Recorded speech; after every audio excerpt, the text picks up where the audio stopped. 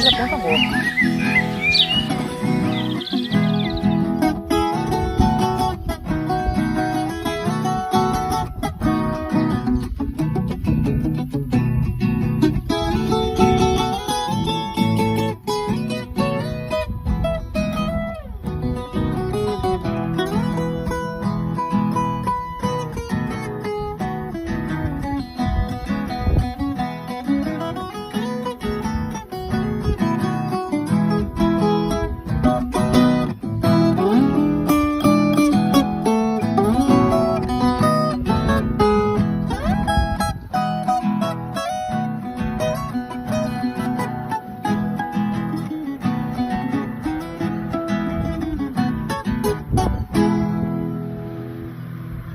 Afastando um pouco do público geral, ficando mais oculto.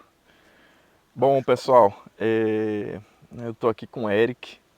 A gente veio conhecer aqui a propriedade, o sítio. Como é que é sítio? Chama o quê? É um sítio, né, É um Eric? sítio, um ecociclos.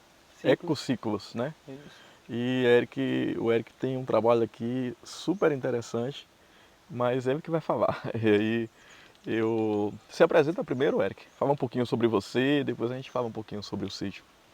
Meu nome é Eric Gornick, eu sou biólogo. Tenho esse projeto aqui, agroflorestal, desde 2000. Iniciei os primeiros trabalhos aqui numa área bastante degradada. Sua grande maioria era pasto ou pastos abandonados. E que a gente veio pegando os fragmentos de mata que tinham, interconectando eles e gradativamente recuperando a vegetação nativa. Ao longo desses anos, além da vegetação nativa, eu fui introduzindo uma série de plantas alimentícias, fazendo uma agrofloresta, tanto nativas quanto exóticas. E mais recentemente, nos últimos anos, eu decidi transformar num ecocentro mesmo, para receber pessoas de várias partes do Brasil e de fora, para vir aqui aprender um pouco sobre diferentes formas de lidar com a terra, diferentes formas de lidar com o meio ambiente e de como produzir um alimento de uma forma um pouco mais sustentável. Sim. Acabei focando nesses últimos anos nessas atividades de como propor a autossuficiência ou a segurança alimentar e junto com outras plataformas parceiras como a Wolf e a World Packers, vem dando muito certo. A gente vem recebendo pessoas de várias localidades para ajudar a gente aqui um pouquinho. Eric, para você que está no meio, alguns termos são conhecidos, você passa e enfim. Mas para quem não conhece, você falou sobre agrofloresta, né? Explica um pouquinho o que é o conceito de agrofloresta.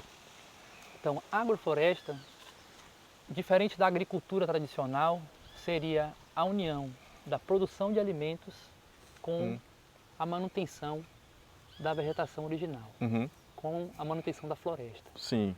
Então, numa área onde você esteja produzindo alimento e ao mesmo tempo produzindo árvores que possivelmente vão substituir esse alimento. Então você inicia uma área produzindo comida e o resultado final, depois de muitos anos, é uma área que virá uma floresta. Uma floresta. Chega um momento que não produz mais alimento como produzia antes. Sim.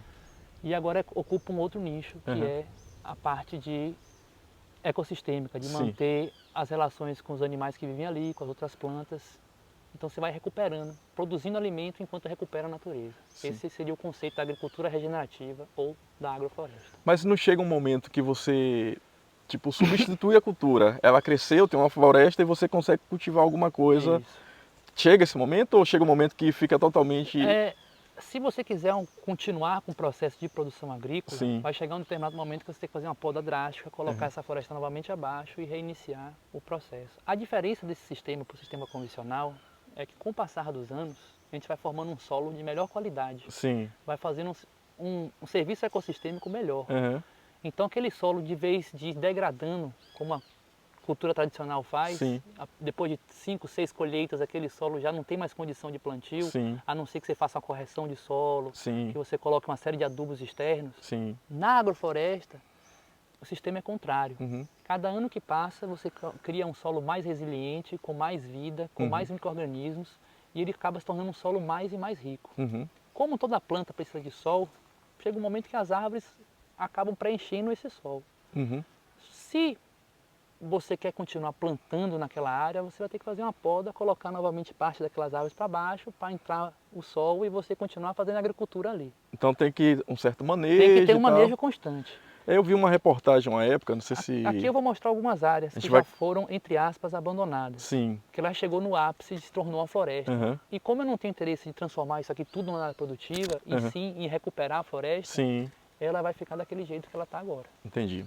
Eu vi uma reportagem, se eu não me engano, é no sul da Bahia, que o cacau produzido em um sistema de agrofloresta, ele serve como matéria-prima para um dos melhores chocolates do mundo. Se não me engano, o Ernest, que produz em uma fazenda no sul da Bahia. E nessa reportagem eu vi que era um lugar, uma floresta mesmo, né? O cacau é uma espécie que não precisa de Não tanto precisa, sol, né?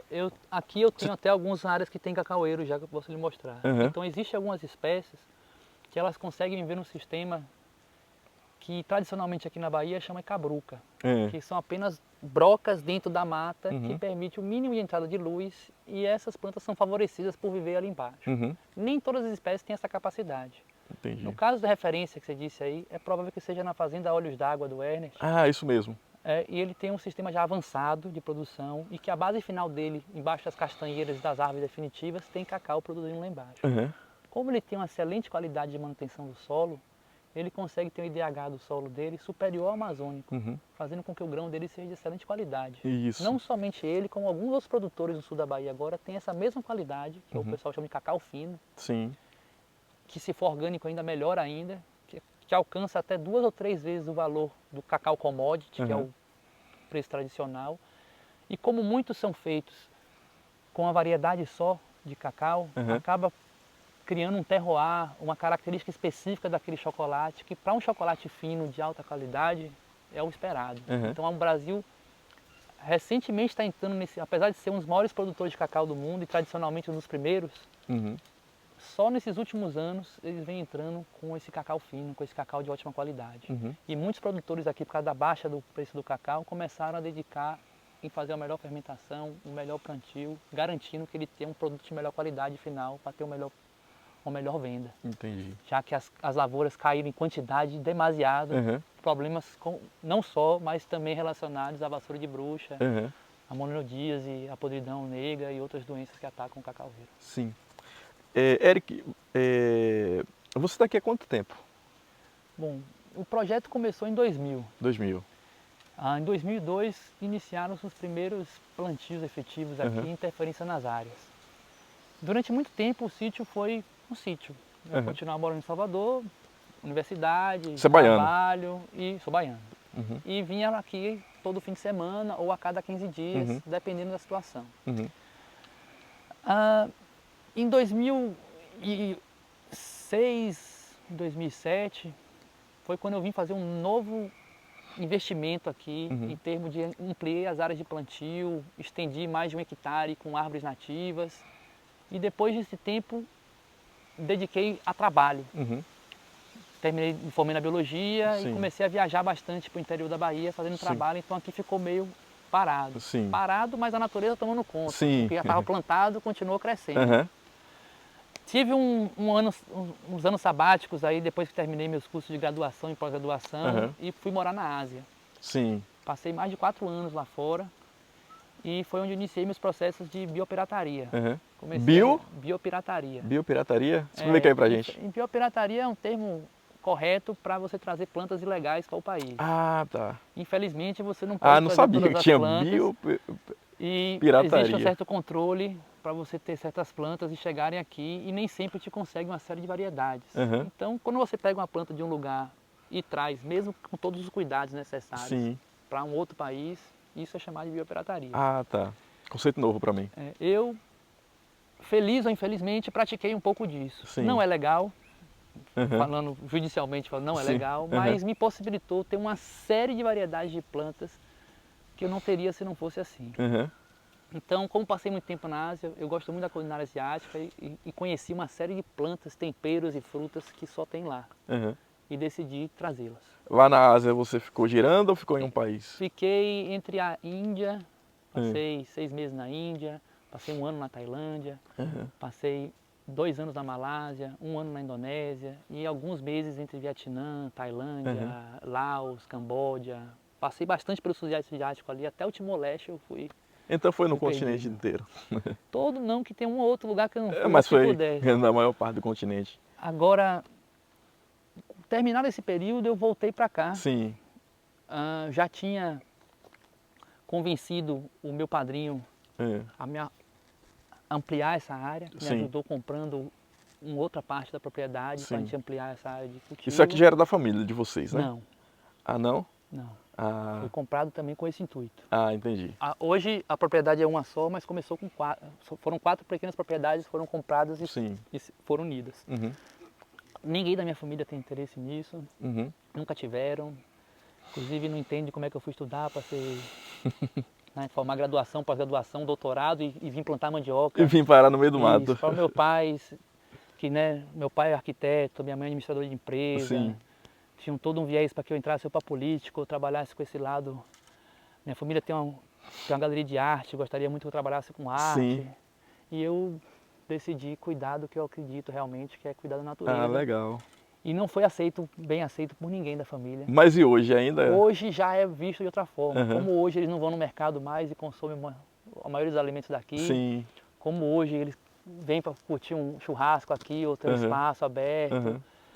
Hoje, quando já estão fazendo usufruto, Uhum. aí todo mundo é a favor. Sim. Mas no começo era um lugar distante, Não, mas perigoso, que eu estava perdendo minha vida aqui jogado nesse fim de mundo. E eram muitas coisas contra. Sim.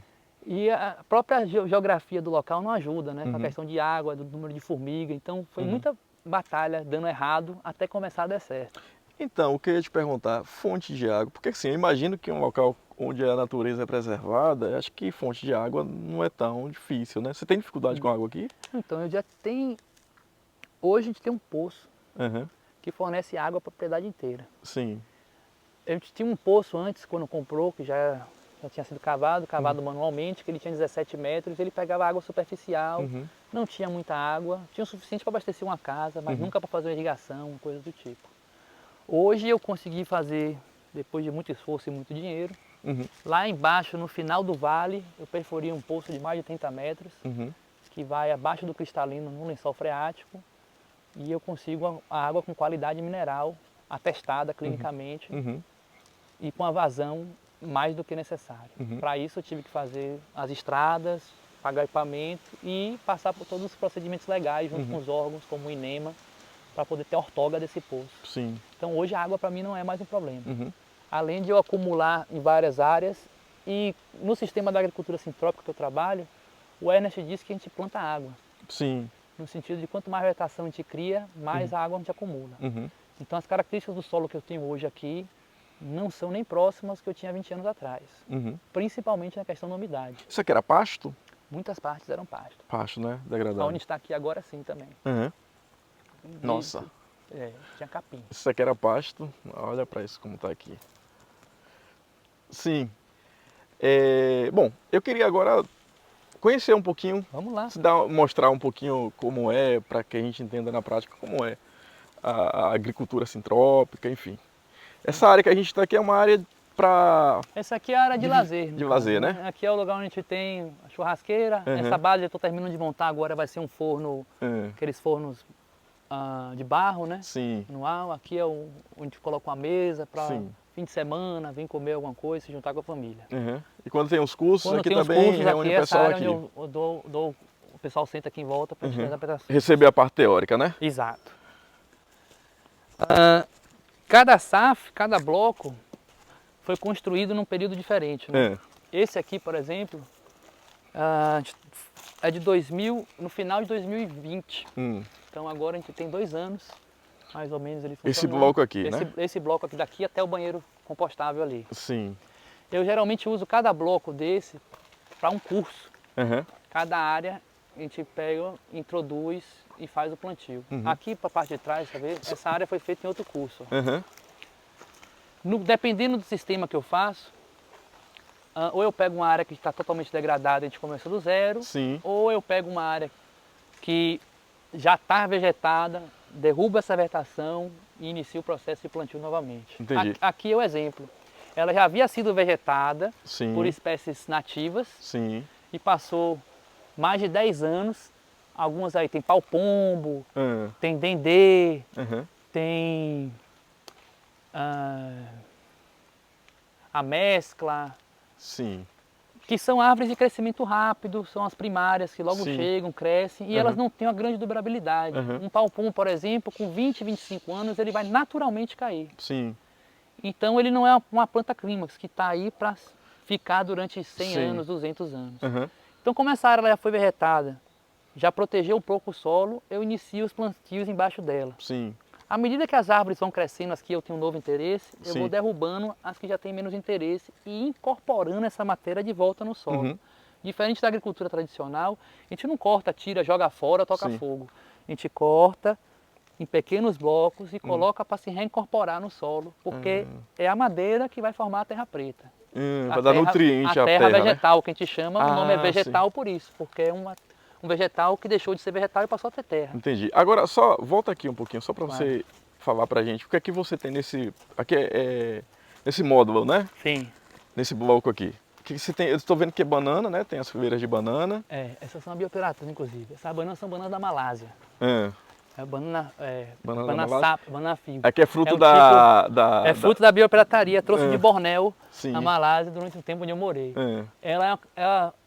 A banana são triploides, né? Dupla A. Essa, no caso aqui, seria próxima às bananas da terra. Sim. Ela não dá para se comer diretamente, ela tem que ser frita ou fervida. Aí tem umazinha maior. A característica legal dela é que ela é quadrifaciata. Ela fica cheia de quina quando tá pronta. Vem dar uma olhadinha aqui. Aí a gente tem aqui, ó. Esse aqui são jussaras. Sim. Que é o palmito que está em extinção, né? Eu não conheço jussara, o palmito, palmito jussara, era o palmito que a gente consumia antes, dos palmiteiros. Que foi tão extraído da Mata Atlântica que entrou em extinção. Hoje a gente compra no mercado substitutos, que é o palmito de pupunha ou de açaí. E agora é proibido o jussara, porque ele é uma espécie protegida pela lei. É proibido comercializar, né? Isso. Porque ele está quase em extinção. Entendi. Aqui eu tenho uns 10 mil pés dele. Ah, é? Eu como, inclusive, o palmito de jussara. Sim. Porque eu planto sustentalmente para poder mesmo Entendi. colher. Aqui são as mudinhas novas. Mas aqui é só muda, só né? Mudinha. Quando ele está pronto para o plantio... Tem as maiores, eu vou mostrar ali. Não, já está pronto o plantio aí já. Sim, mas aí você planta em outra área. Planta em outras áreas. Sim. Ali tem uma fileira deles, eu vou mostrar como ele fica. Entendi. Aqui você tem uma horta que eu estou vendo, aqui rúcula aqui? Parte da horta, aqui é pak choi, que é uma couve chinesa. Aqui a gente tem mostarda. Sim. Tá vindo um alfacezinho, um crespo aqui embaixo. Tem aqui um rúcula, um tomateirozinho. Sim. Ali tá nascendo já aquele tomate cereja, né? Pequenininhos. Aqui. Tem aqui junto rabanete. Tá começando a engordar agora. Isso aqui é bem para subsistência, né? É o que eu consumo no meu almoço, coisa do tipo. Plantado aqui junto, a gente tem aqui a gracinha, o nome... Ai meu Deus, esqueci o nome popular dessa planta. Gracinha? Gracinha é o gênero dela. Sim. Como biólogo eu acabo gravando mais o nome científico que o nome popular das coisas. Mas é o quê? É uma planta comestível? Achaichauru. Achaichauru. É da Bolívia. Sim. É uma planta comestível, é parente do bacupari, que é aquele outro que a gente tem ali, ó. Aquele é o bacupari mirim. Quando você fala alguma coisa que... com esse, que também é gracinha, o gênero dela. E essa aqui é também fruto da minha biopirataria. É muito pouco conhecida no Brasil. Uma delícia essa fruta. Achaichauru. Dá uma fruta... É uma fruta amarela grande assim, dentro, carnosa, branca, parece tipo um jabuticaba Você não gigante. tem nenhuma produzindo aqui no sítio não, né? Tenho, mas agora não é época. Não é época mas é muito gostoso. Produção. Aqui junto a gente tem um pouco de mamão papaya. Aqui já é um outro fruto asiático também. Aqui tem figo, que não está na época agora, mas... Essa planta aqui é parente da jaca. Ah, é? Ela é o tarap ou marangue. É da Malásia. Da Malásia. Sim. Dá uma bolona gigante assim, daqui a pouco ele mostra as fotos dentro, que é um cheiro maravilhoso. Parece com a jaca, só que é todo espinhudazinhas por fora. Ali tem o jambo também da Malásia. Aqui bem brasileiro ali, grumichama. Grumichama? Grumichama, aquela compridinha ali. Grumichama preta. Algodoeiro. Várias cóleas, que são essas coloridinhas aqui, que eu tenho uma coleção, gosto muito, tem de todas as cores. E esse espaçamento não está muito próximo não? Ou Cada uma vai ocupando espaço, vai Então, brigando por espaço. Existe uma metodologia das plantas que são finais, né? Uhum. A gente trabalha com processo na agrofloresta, não é algo definitivo e separado. A gente pensa daqui a 5, 10, 20, 30 anos. Então tudo isso que a gente está vendo, que está dizendo para vocês, isso aqui tudo é hortaliça agora. Ano que vem não vai ser possível produzir hortaliça aqui. Sim. Por quê? Porque essas árvores já vão estar fazendo sombra. Então esse espaço que é de hortaliça vai deixar de existir, vai ficar só um caminho separado. Sim. Que é esse distanciamento. Para o manejo. Então eu posso dizer, essa árvore aqui quando crescer, ela vai ocupar todo esse espaço até onde tem essa bananeira aqui, tudo isso vai ser ocupado por ela. Já essa outra gracinha vai ocupar esse outro espaço. Então o que está planejado de distanciamento são as árvores clímax, que são as que vão ficar depois. Sim. Entre elas, todo lugar a gente usa. Sim. Mesmo que seja por 3, 4, 5 meses.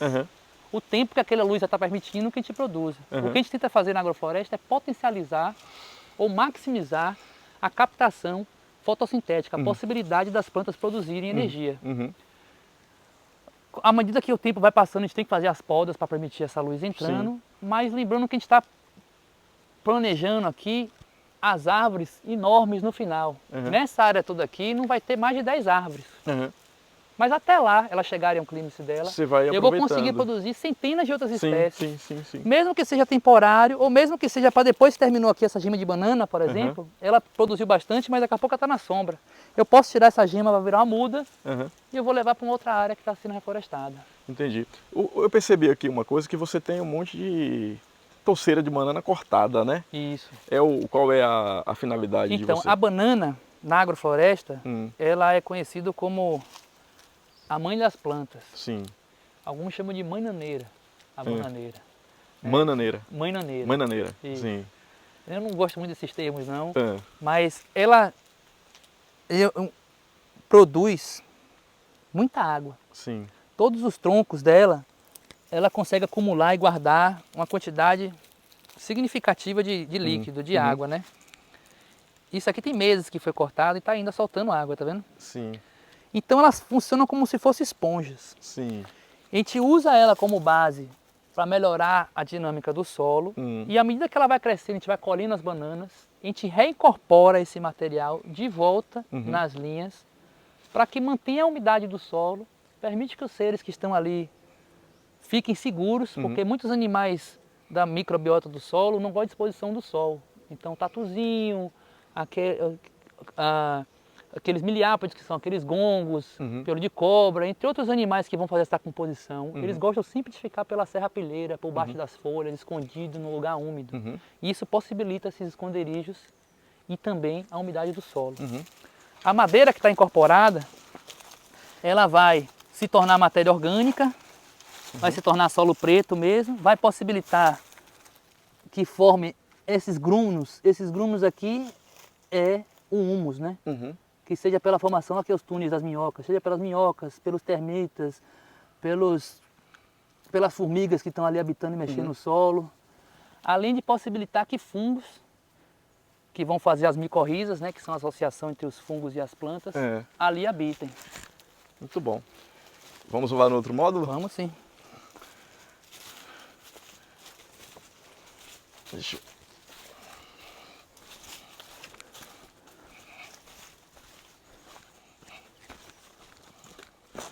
Então aqui, cadê aqui, ó? Já estou plantando jussara para comer, ó. Aqui, né? Ali é maiorzinho aí, já começando a vir, tá vendo? Sim. Estão bem juntos também, por quê? Porque eu tenho o objetivo de comer o palmito. Sim. Então, à medida que eles forem ficando apertados um para o outro, eu vou abrindo esse espaço e consumindo eles. Entendi. De forma sustentável. Essa área tende a ficar escura em breve, né? Sim. Então, quais são as espécies que eu estou colocando aí? Sim. Espécies que vão aguentar essa sombra. Aí estão aqui o cacaueiro agora. Tem um cacaueiro vindo aqui, recentemente clonado. Tem outro cacaueiro aqui vindo. Tem um produzindo cacau aqui atrás já, ó. PS19. E eles vão ficar na sombra, para que eu não precise ficar fazendo podas constantes nessa área. O cacau, ele se adapta bem na sombra, né? Se adapta bem. Aqui é o curry, ó, pra você provar. Curry? É comestível? É, sente o cheiro. Esse é o curry, o original. Aquele pozinho colorido que vocês compram no mercado, tenta simular isso aqui. Não, o que pozinho você está falando? Aquele pozinho amarelo que chama curry, Sim. que deveria ser um garam masala. Sim. Curry é essa planta. Ah, Curry leaves, na Ásia, quando se fala em curry, está falando sim. disso. Entendi. Aqui é o cardamomo. O cardamomo que você comentou. Também eu trouxe da Índia. Uma planta asiática que gosta também de sombreamento, muito utilizado para culinária geral na Ásia, para fazer chai, Sim. sobremesas e coisas do tipo. Esse aqui é o nosso banheirinho seco, Sim. ecológico. O pessoal põe a necessidade ali, desce, depois aquele composto que a gente vai utilizar na recuperação, vai reincorporar nas árvores, não nas comestíveis. Geralmente a gente faz isso nas árvores nativas, né? Sim. Essa área, como eu disse, a gente introduziu as espécies que a gente tem interesse, né? Aí se encontra jamelão, canela, mapate, rambutã, uma série de frutas, banana. Aqui vão ser, como você está vendo ali, vão ser aquelas futuras leiras para produzir as hortaliças, né? Assim que abrir melhor. E agora, já que essas plantas se adaptaram e estão num certo nível, eu estou começando a derrubar as outras árvores que faziam de proteção a ela. Sim. Estou abrindo ali Sim. para permitir mais entrada de luz e poder utilizar essa área melhor. E reincorporar, novamente dizendo que essas árvores que eu estou derrubando fui eu mesmo que plantei. Sim. Eu não estou pegando uma área que estava vegetada e botando abaixo. Sim. Eu estou fazendo um projeto contínuo de utilização dessa área. E aí você coloca a madeira para... A madeira vai se transformando na terra preta, Sim. na terra boa de consumo. Vou levar você ali para baixo agora para conhecer outra parte do sítio. Aqui já é área para fim de semana, o pessoal vem tomar fazer uma churrasqueira não, mas chama uma fogueirinha aqui, vem com as crianças.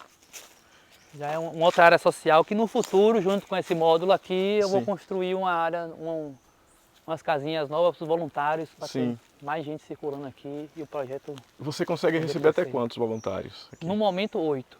8? É, para ficar aqui? Ali, para ficar aqui. Fixo aqui. Tem 2 quartos na matriz principal ali na parte de baixo e tem mais um quarto aqui. Entendi. Sendo que são beliches nos 2 de lá e cama de casal. Então dá para confortavelmente receber 8 pessoas. 8 pessoas. O programa de voluntariado, explica um pouquinho melhor pra gente. Eu quero, o pessoal está assistindo, ficou interessado em vir aqui aprender um pouco. Então a gente tem diferentes programas de voluntariado. Né? A gente tem pela plataforma do Worldpackers, que é um parceiro nosso, no qual qualquer um, até sem habilidade nenhuma, tem interesse em vir conhecer, pode ficar entre 1 e 3 semanas aqui. Nele você vai ficar trabalhando comigo de 4 a 6 horas por dia, sendo 5 dias na semana e 2 dias de folga, no qual eu forneço o café da manhã e o jantar. O almoço a gente coletivamente faz junto. E nesse sistema você aprende como lidar com a terra e como ajudar no sistema das agroflorestais. Existe um outro programa do UF, que é o internacional, já o período mínimo são 3 semanas, até 1 mês e meio, no qual nesse já está incluso o curso de manejo e de introdução aos sistemas agroflorestais, já é um pouco mais complexo, eu demando mais desses voluntários, porque eles já têm que vir com a bagagem de aprendizado e já ter uma referência maior sobre isso, já é mais focado para quem realmente quer fazer isso ou já tem uma propriedade. E tem os programas de imersão, que esses são abertos para quem mora aqui perto e gostaria de começar a aprender junto com o curso, uma coisa mais pessoal, particular. Esses a pessoa vem com tudo incluso, café da manhã, almoço, jantar, e a gente vai direcionar cursos para aquilo que ela quer aprender. Entendi. Seja a horta, seja como planejar, seja como fazer irrigação. Esses geralmente vêm pessoas que já têm ou têm o interesse de comprar uma propriedade e vêm aqui vivenciar ao vivo quais são principalmente as dificuldades, porque a parte boa é fácil, né? O colher, o comer, todo mundo sabe. Agora o combater as pragas, o plantar, o arrumar, o manejo, esse é o que mais demanda. Entendi. Agora uma dúvida, um exemplo, eu estou aqui numa região de Mata Atlântica, né? E de repente a pessoa que está assistindo o vídeo está em uma região de Caatinga. É possível implementar? Você consegue... Qualquer área da terra você consegue fazer um sistema que seja mais ecológico. Obviamente que as características da Mata Atlântica não vão poder se reproduzir no Cerrado e nem na Caatinga. Nem a da Amazonas, apesar de ter muita similaridade com a Mata Atlântica, é exatamente igual, porque a gente tem índices pluviométricos, né? Quantidade de chuva, quantidade de vento, salinidade que muda. essa pessoa, na verdade, ia aprender técnicas diferentes comigo. Existem técnicas bem conhecidas sobre como cuidar numa área de caatinga, como cuidar em uma área de cerrado. E essas técnicas podem ser ensinadas aqui, mas não são exatamente as mesmas. Existem outros projetos no Brasil que trabalham nessas áreas e que têm bastante sucesso com isso. Mas devido às características do solo e à quantidade de chuva, você precisa adequar. Então não é um método de bolo, não tem como a gente pegar uma receita e o que foi feito aqui dá para replicar exatamente em outro lugar, não. Mas o conceito, sim, ele pode ser aplicado. O conceito é aplicado e adaptado, né? Existem pessoas que estão trabalhando com sistemas, entre aspas, agroflorestais, na Finlândia, por exemplo. Um local onde só tem 4 meses sem neve e 6 meses com luz, o resto tudo coberto. Claro que eles se adaptam a quais são as plantas que sobrevivem, Sim. Em vez de ele ter aqui certas espécies como rúcula ali no chão produzindo, ele vai ter blueberry, que é uma planta que é dos climas temperados, que suporta a neve. Mas dá para você ter essa combinação em qualquer que seja o clima ou o bioma que você esteja trabalhando. Sim.